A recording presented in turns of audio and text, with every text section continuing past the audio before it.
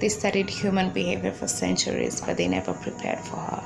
There's something unsettling, almost eerie, about watching someone who doesn't move like the rest of the world.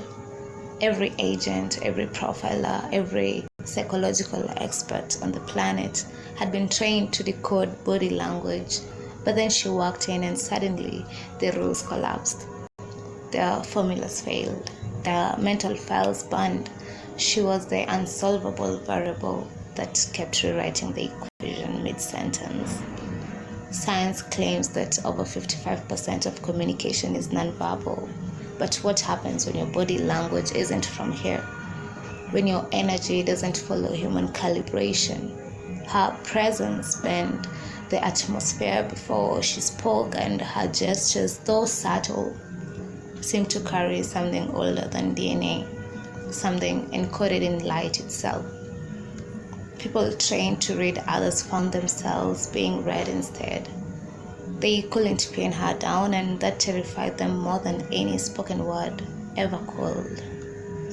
She didn't lean in to manipulate. She leaned in because her spirit was magnetized toward truth.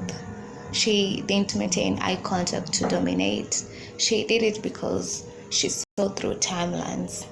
She didn't stand still because she was nervous. She stood still because she'd already seen the outcome. The irony, while they were analyzing her like a case study, their own bodies started glitching.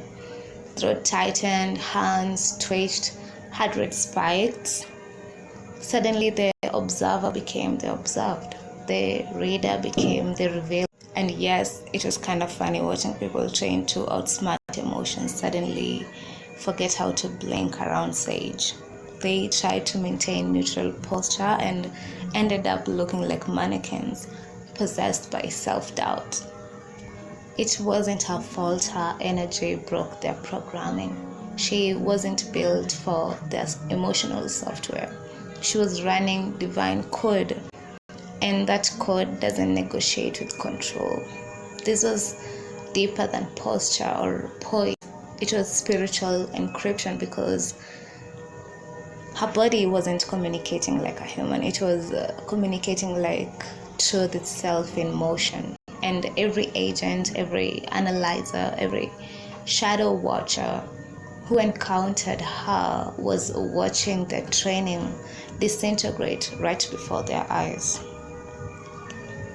That's what happens when your energy carries truth. It scrambles every false frequency around it. She didn't have to lift a finger or say a word. Her presence alone short-circuited their programming. Agents, manipulators, and readers of body language rely on predictable cues: fear, pride, guilt, desire. They expect people to move like patterns, to flinch when pressured, to shrink when challenged. But Sage, she didn't react in ways they were trained to anticipate. Their entire conditioning depends on predictability, but her soul didn't play by human rules. She was wired from a higher realm, operating on instincts that came from awareness, not survival. To them, that looked robotic, alien, even inhuman. They couldn't detect her weakness to exploit, and that left them uncomfortably exposed. It wasn't arrogance, it's alignment. Her movements weren't calculated.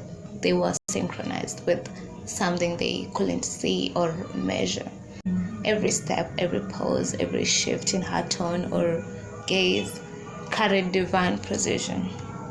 She wasn't performing confidence. She simply was confidence, and that's what broke them. There is no manual for reading truth because truth doesn't perform. When they said there was something off about her, what they were really feeling was their own loss of control. Their programming tells them they should be in charge of the narrative, but her energy flipped that script without effort. They couldn't analyze what they couldn't contain. It's why even trained professionals got nervous around her.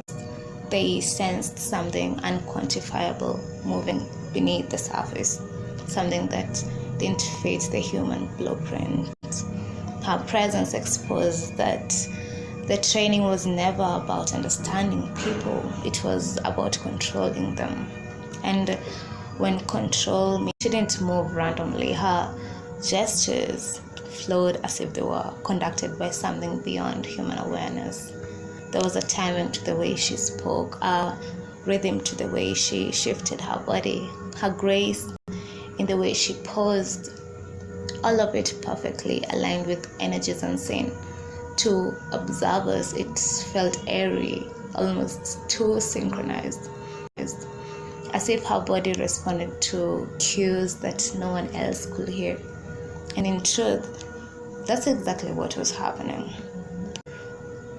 She was not following social timing. She was following divine direction. She could turn her head, step aside at the exact second something happens behind her. And to agents and energy readers, it felt unnatural,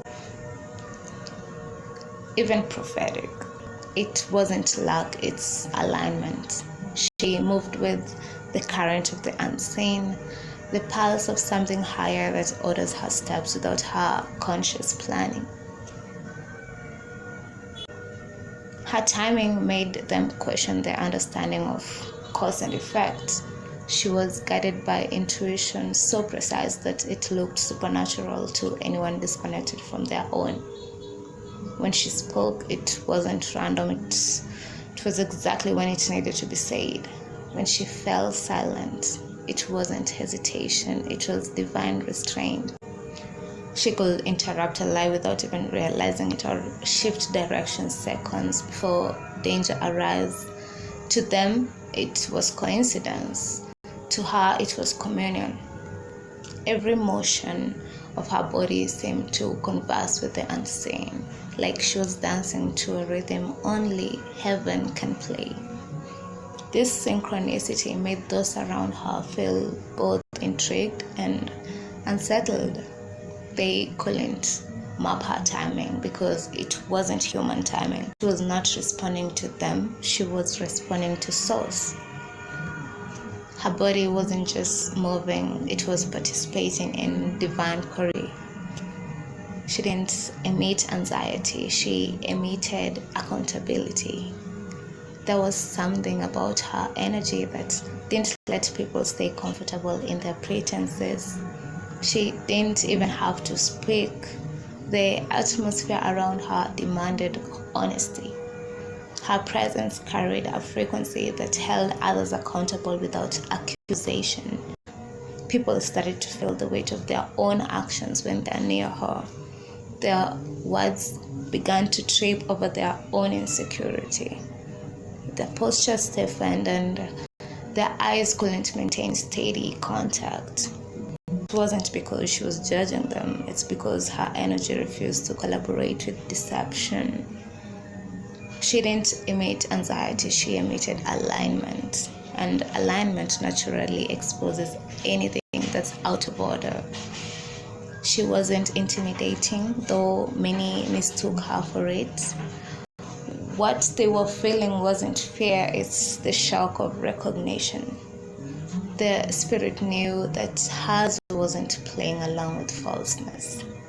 Her presence felt like a mirror that doesn't lie, and that kind of reflection can be deeply uncomfortable to those who've built their confidence on performance.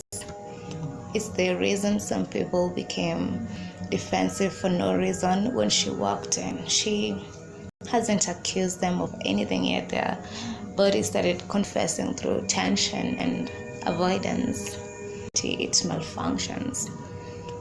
She was not defective, she was divine. They were not confused by her behavior, they were terrified by her authenticity. She moved with frequencies, not motives. She moved differently because her actions weren't powered by human motives, they were powered by divine alignment. Most people walk into a room trying to impress, persuade, or defend themselves. Every gesture they make is linked to a goal, approval, attention, validation, dominance. But she was not wired like that. She didn't move to be understood. She moved because something inside her was guiding her. It wasn't strategy, it was synchronicity. Her rhythm wasn't based on how people perceived her, but on how truth flowed through her.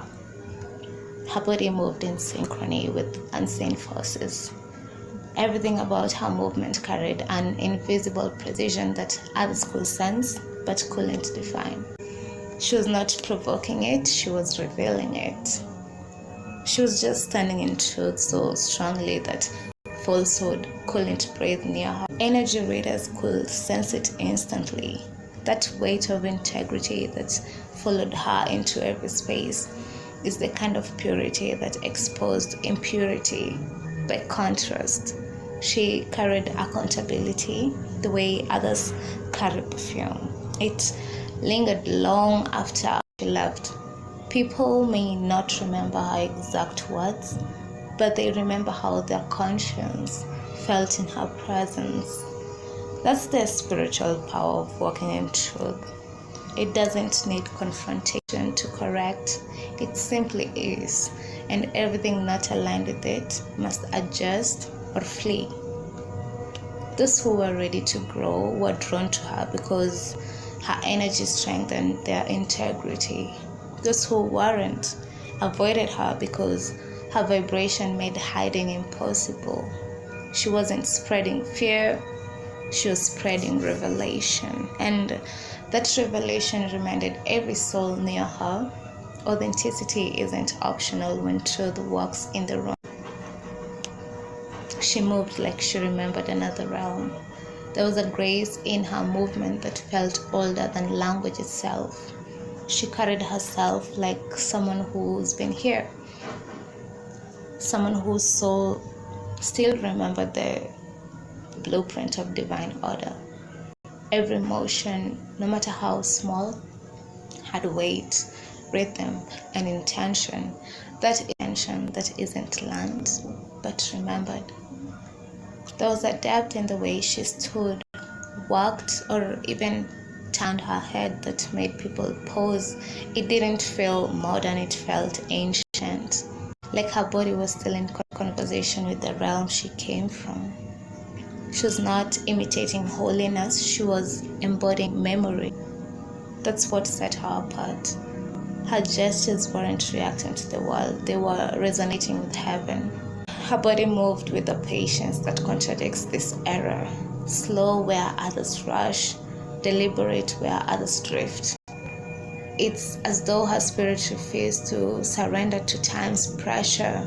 She existed within time, but not entirely bound by it. Even her poses felt purposeful, like they're synced with something far beyond clocks and calendars. That's what made her seem untouchable. Not pride, but the quiet awareness that she had already seen beyond the temporary. Those who tried to analyze her body language always ended up confused because they couldn't categorize reverence. She moved with a sense of sacred recall and knowing that her body isn't just flesh, but a vessel carrying fragments of eternity. It's the reason chaos didn't make her flinch and impatience never truly tempted her. So in her spirit, she remembered how divine timing fails. That remembrance became the rhythm behind her every step. People who sensed her presence often felt as if they'd met her before, even if they hadn't.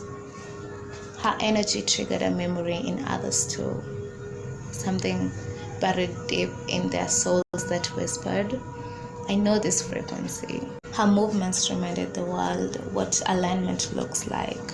Not forced, not exaggerated, just perfectly in tune with something beyond sight. She was not out of place, she was out of timeline. Every gesture she made was a quiet echo of eternity saying, I never left the realm that made me.